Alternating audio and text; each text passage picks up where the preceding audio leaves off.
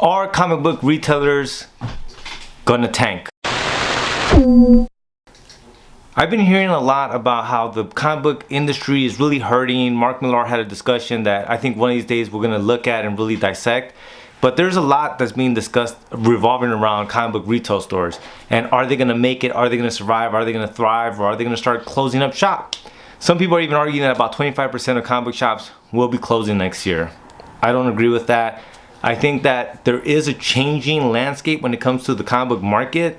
For instance, someone like me, I have a pull list.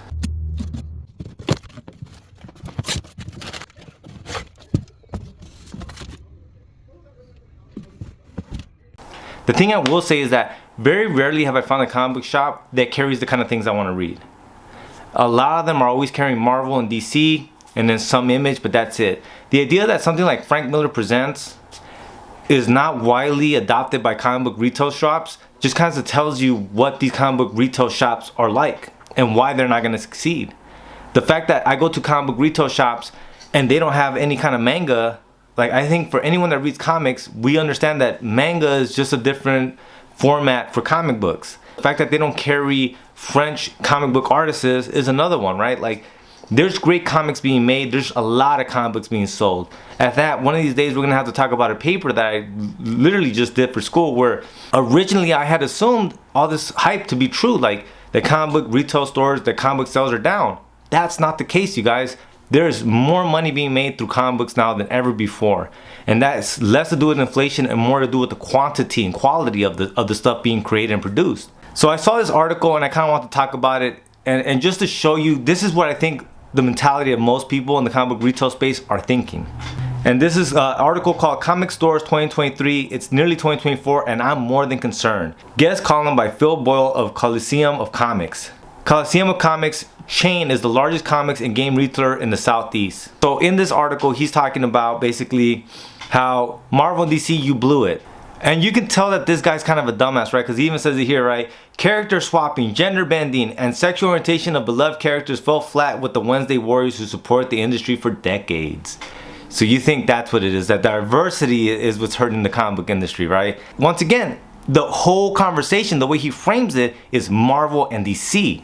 He's not talking about comic book companies or independent publishers that are making new characters. I wonder if the Coliseum of Comics even has any kind of zines, carries any underground comic books, carries any other independent publishing labels, right? Like my pull list that you guys saw was a Kevin Smith, a Dark Horse comic, as well as Monica by Daniel Klaus. Tell me why my comic book shop that carries more underground independent kind of publishers didn't even have a Monica copy on hand. It's like, are you guys not reading comics? You guys not know what it is that comic book readers are being pulled to? Because like I think for most avid comic book readers, Monica was the comic book event of the year. Like most of us were waiting for that to come out for like the last 6-7 months. How do you not grab extra copies of that? Like when Frank Miller comic books came out last year, I didn't assume that comic book retailers wouldn't have extra copies of that. I just assumed that that was gonna be the big push, because as someone that actually reads comics and is really into comics, I understood that that was kind of the comic book event of the year. That was that event, right? Like when The Last Ronin, where Peter Laird and Kevin Eastman doing a new Ninja Turtle stories that continues the Mirage Studios saga, that was the comic book event of that year. The Last Ronin sold out. That makes sense to me. The Frank Miller Presents, I had to actually look for it. The Monica book, I actually had to have my comic book shop order it for me. Like I just assumed that this would have been something they would have had 4 or 5 copies of, and I was just gonna show up and grab one. So like I said, the way this whole thing that this guy is writing here is framed, it's framed around Marvel and DC being the main things for comic book retailers, and it's like, that's your problem, buddy. All this other shit that you're talking about, that's not the problem. The problem is that you're still viewing it as Marvel and DC are gonna tell me what I'm supposed to sell, as opposed to reading comic books. Comic book sales are up, and they're actually up because of independent comic book sales and manga. The idea that you're not looking at what kind of manga you should be carrying in your shop is ludicrous to me. But anyways, he gives us some recommendations for what he thinks would save the comic book retail space. It says, 1, $3.99 comics, I would say $2.99. Fewer covers. Editors who are editors. The characters are iconic for a reason. Limited new characters. Gender swap, sexual orientation changes, and outright changes to who's in the suit are short-term headline grabbers, but without long-term sales, with very few exceptions. And this one is a conundrum for someone like me, because I agree, I don't like it when they're doing gender swaps and all this, because they should create more genuine, authentic characters that identify with those communities and represent them more honestly and authentically. I don't like it where a major publishing company goes to a group of people and says, hey, create us, you know, a character that's gonna represent this community. No, let that character naturally evolve from that community. Because guess what? There's an amazing comic book that I like reading called Transcat.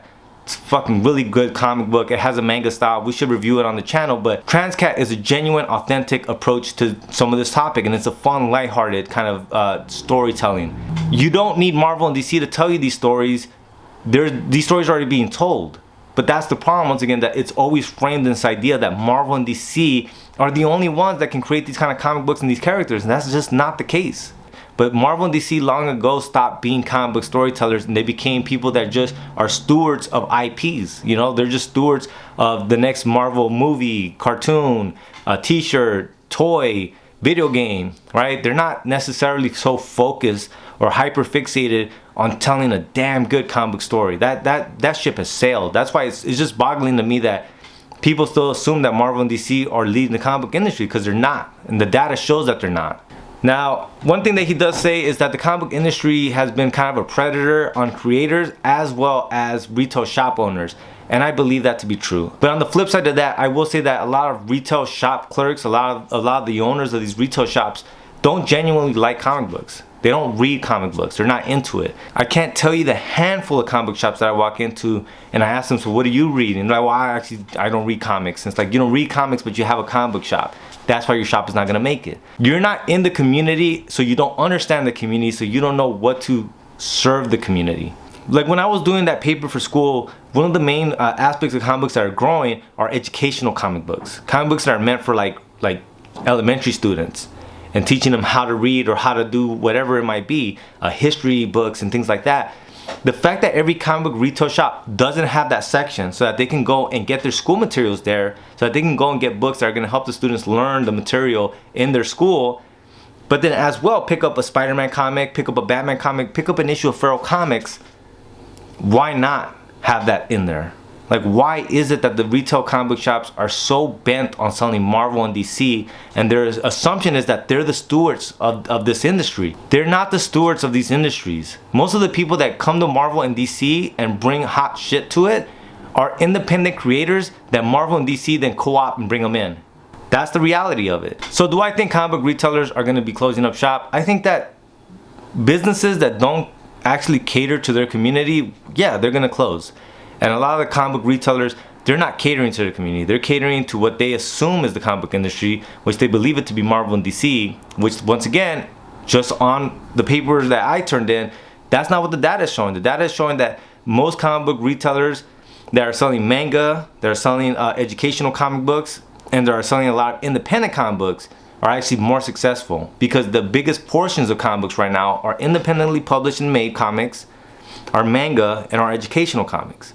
So the idea that these retail shops are still clinging on to kind of like this old dead system just shows you that they're out of touch with the reality of the comic book industry. They're out of touch with the reality of the comic book market, and that's why they're gonna fail. Link will be in the show notes so you guys get an issue of the Feral Comics issue as well as your subscription. Beyond that, you guys, thank you so much for watching. Please like, share, and subscribe. Lates.